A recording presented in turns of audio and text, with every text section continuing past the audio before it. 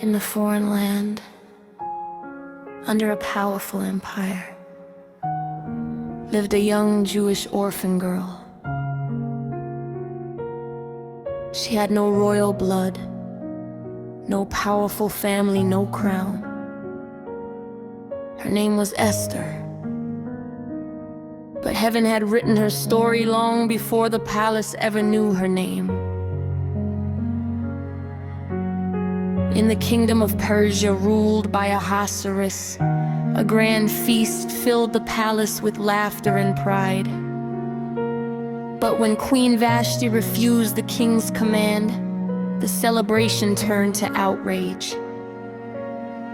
And just like that, a throne became empty.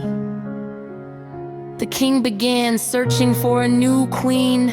Far away in the city, Esther lived quietly with her cousin Mordecai, who had raised her as his own daughter.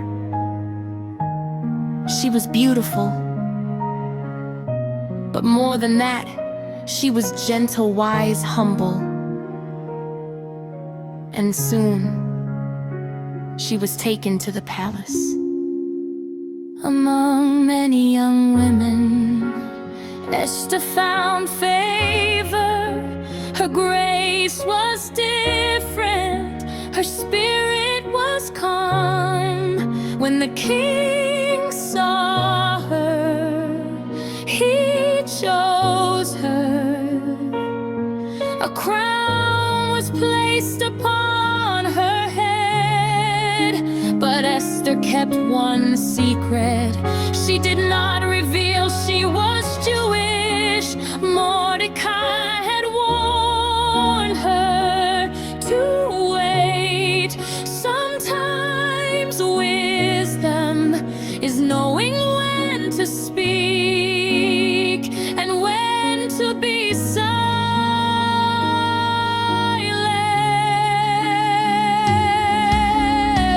In the palace lived a proud official named Haman. He craved honor, he demanded bows, but Mordecai refused. Enraged, Haman devised a cruel plan, not just against Mordecai, but against all the Jewish people. He convinced the king to sign a decree to destroy them, a death sentence for a nation. When Mordecai heard, he wept openly in the streets. Esther learned of the decree. Fear gripped her heart, because approaching the king uninvited could mean death. Silence for the decision. Mordecai sent her a message. Who knows whether you have come to the kingdom for such a time as this?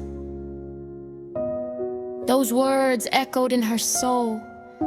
For such a time as this. Esther knew she could stay safe and silent, or she could risk everything. She sent word back. Gather everyone fast. For 3 days I and my attendants will fast also. Then I will go to the king, and if I perish, I perish. That was courage. Not the absence of fear, but obedience despite it. Esther dressed in royal robes, the palace doors open. She stepped into the throne room uninvited. The king looked up.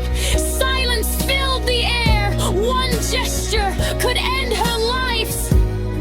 Then the king extended his golden scepter. She was spared.